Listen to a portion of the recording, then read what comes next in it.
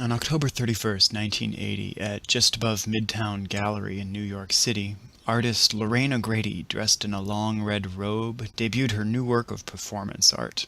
On a dark stage with a slideshow backdrop and dramatic recorded narration, O'Grady enacted hypnotic, ritualized motions like a priestess of an ancient mystery cult, incanting magics over vessels of sacred sand and offering blessings of protection to the projected images of the ancient Egyptian queen Nefertiti and her late sister Devonia Evangeline O'Grady Allen. In the piece entitled Nefertiti, Devonia Evangeline, Lorraine O'Grady confronted her relationship with her sister through the lens of Nefertiti and Nefertiti's own apparent sister, Mutnejmet, a relationship which O'Grady felt would have been equally troubled. O'Grady's sister, Devonia, tragically died just a few short weeks after the two of them had finally begun speaking after many years of a strained relationship. Inspired 2 years later after a trip to Egypt, O'Grady began researching Queen Nefertiti and her famed family of the Amarna period. While in Egypt, O'Grady encountered a newfound feeling of belonging, as the artist says in her own words, surrounded for the first time by people who looked like me. Of African, Caribbean, and Irish descent, O'Grady never felt a similar sense of kinship in her homes of Boston and Harlem. In a New York Times article from September 26, 2008, she remembers her youthful efforts to balance what she calls her family's tropical, middle, and upper-class British colonial values with the Yankee, Irish-American, and African-American cultures around her.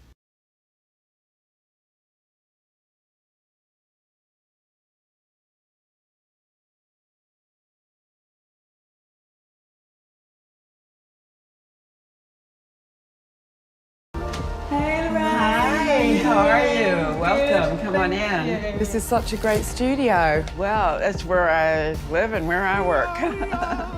I bought you a coffee. Thank you. My mother drank 10 cups of coffee a day, and nothing happened to her. She died at 92, right? So I'm figure gonna that's keep the going. That's the last vice I'm ever giving up, right? Land you up in Brazil. I became digital in 1994 or 5. And what was before the digital? All the performances. All the performances were done in the pre-digital era, right, you know.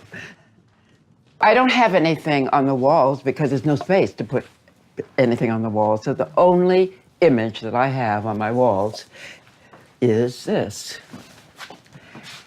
And this is my mother and my aunts when they emigrated. I am working with the personal issues of my family, and those are so much defined by their experience as colonial West Indians, you know, this whole business of England as home. I entered the art world in the late 70s, early 80s, and that was still, I think, the tag end of an attitude among the Black intelligentsia that the most authentic intellectuals were those who could claim credibility from the street.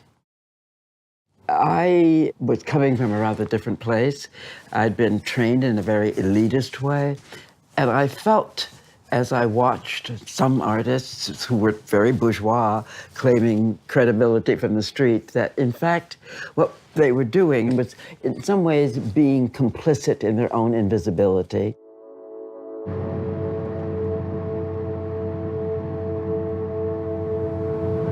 Why do you think the art world is so slow when it comes to women of color?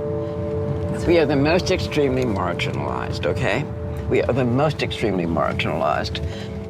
And so our voices are the voices that have been least heard. What did we do wrong? I don't know.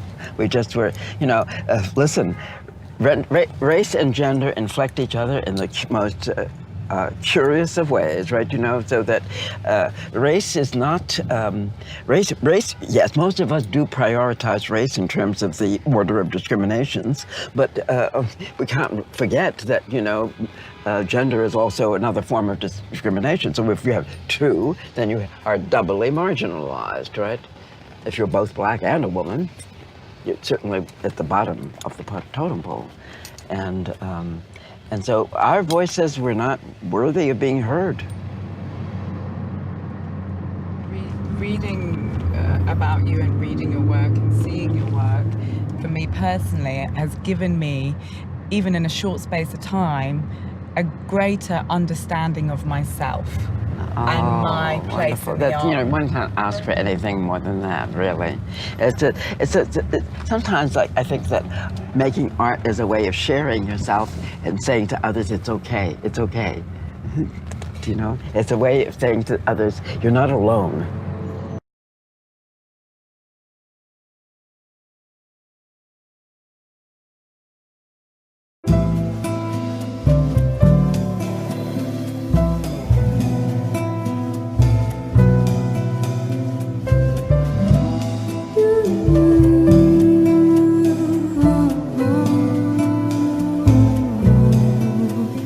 Do you remember when we fell in love? We were young and innocent then. Do you remember how it all began? It just seemed like heaven, so why did it end? Do you remember back in the fall? We'll be together all day long.